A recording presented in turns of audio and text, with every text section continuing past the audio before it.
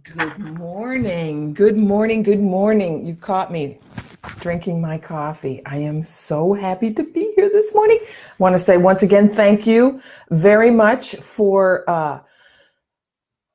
the fact that you are here, because here's what happens on Friday mornings. I don't know about you, but on Friday, I am usually ready to just not be myself, if you know what I mean. But every Friday morning, I have to get up. I have to figure out what am I going to wear. I have to put on my makeup. I have to do my hair, pick out a nice necklace. Why? Because I'm coming here to talk with you, which is so fantastic. So it's just a classic example is that when you do something for someone else, it helps you, because then that just puts me in a great mood the rest of the day. Now, it might take me all morning to get dressed and get my makeup on, especially this morning because I slept in. But that's what it takes. And when we're talking about recovery, it takes what it takes. You know what I'm saying, right? We do what we do, and it always works out for the best somehow, especially when we have the right intention. So today, what we're going to talk about, and I really hope that you will join me in the comments on this one, because it's so important. Because what I want to do is I'm going to go back to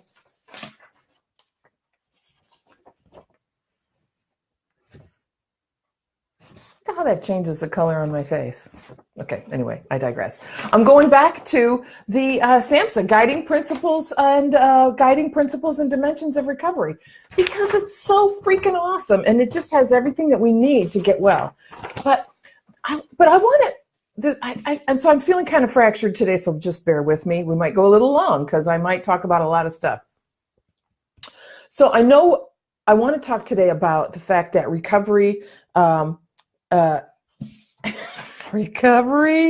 occurs via many pathways, right? So I want to talk about that because it is so true. But the other thing I want to talk about is not, and maybe I'll wait till next week, but probably not. The other thing that I want to talk about is what keeps you well, not just what gets us well, right? Because we get well and that's awesome. But then, after a while, it takes different things to help us sustain our recovery. It takes different things to keep us well than it did to get us in that initial place of, okay, I'm going to do this and I'm going to make a commitment to myself. But then what, right? So 5 years in, 10 years in, 30 years in, what do we do to maintain that level of recovery? Whether that's recovery from addiction, whether that's recovery from mental illness, whether that's recovery from trauma, whatever that recovery is, that journey that we've been on, there's people coming behind us that could really use some advice as to not only what got you on this pathway, but what keeps you on this pathway, right? So, because it changes, because every success provides another opportunity. And every time you do something, it just takes you to another level and you get a better view of what needs to be done. So, I used to think that was a problem, that I always thought there was more to me to fix. But what I realized is that it's not a problem. It's good. It's good. It's good. Well, that's a topic for another day, right? Some little introspection there. But let's get right to it, huh? Let's read, shall we? Recovery occurs via many pathways. Well, okay. So individuals are unique with distinct needs. Yep. Strengths, preferences, goals, culture, and backgrounds, including trauma experiences. So you may have the exact same trauma, but how you respond to that is going to be unique, and how you relate to the recovery processes is going to be uniquely yours. So even if you grew up in the same house and everybody experienced the same trauma, everybody internalized that a little different. And even though you might have the same diagnosis as the person sitting next to you, how it manifests in your physiology is very different. And how you react to the treatment is going to be very different. So, right? So everybody has this unique needs, strengths, preferences, goals, history, blah, blah. That differences is going to affect and determine the pathway to recovery. How beautiful is that? It doesn't say anywhere in here that there's no way that that person over there isn't going to get well. It just says that their pathway is different than ours. And for those of us in addictions, it says right here, sorry, sorry, it says abstinence is the safest approach to those with substance use disorders. Yeah, it is. For me, absolutely, it has been.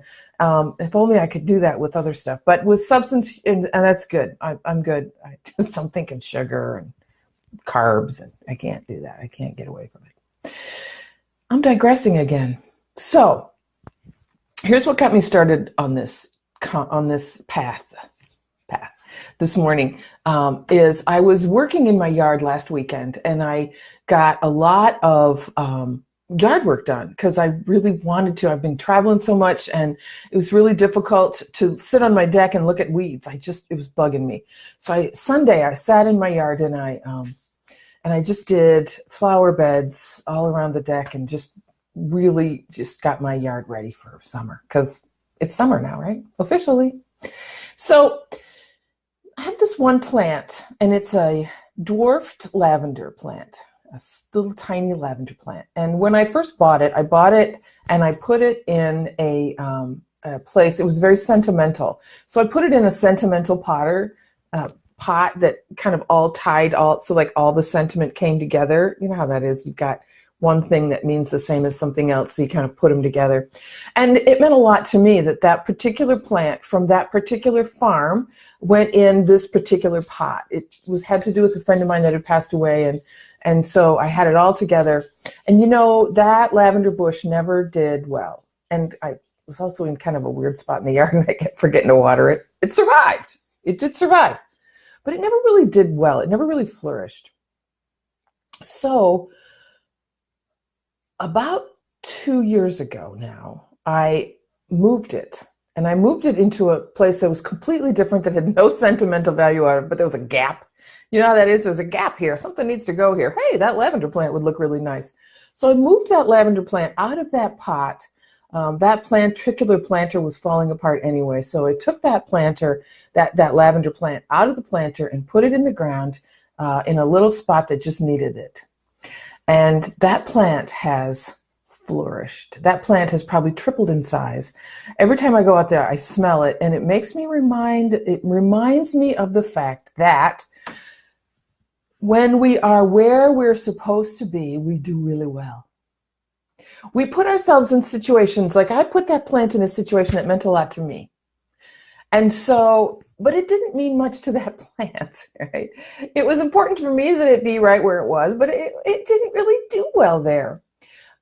When I just put it in a spot that I thought it would do well, that needed it, it flourished. So what does that mean for us on our pathways? Sometimes we go places that other people think we should go because it means a lot to them for us to go there. Sometimes we stay in places that other people think we should stay because it means a lot to them for us to stay there.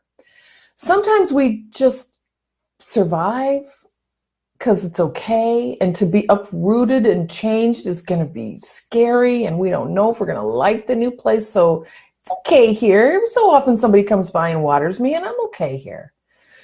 But when we go to a place where we're needed and where we're really suited to be, then we flourish. We flourish.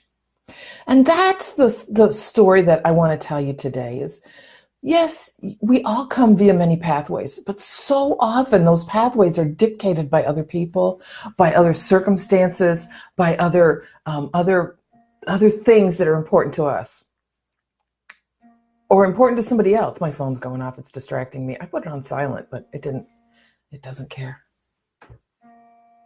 I don't know who it is. I'm going to ignore it and talk to you because you're more important than my buzzing phone. So, oh my God, that's driving me crazy. It's going to stop here in a minute. It won't stop. Oh, it stops. Okay.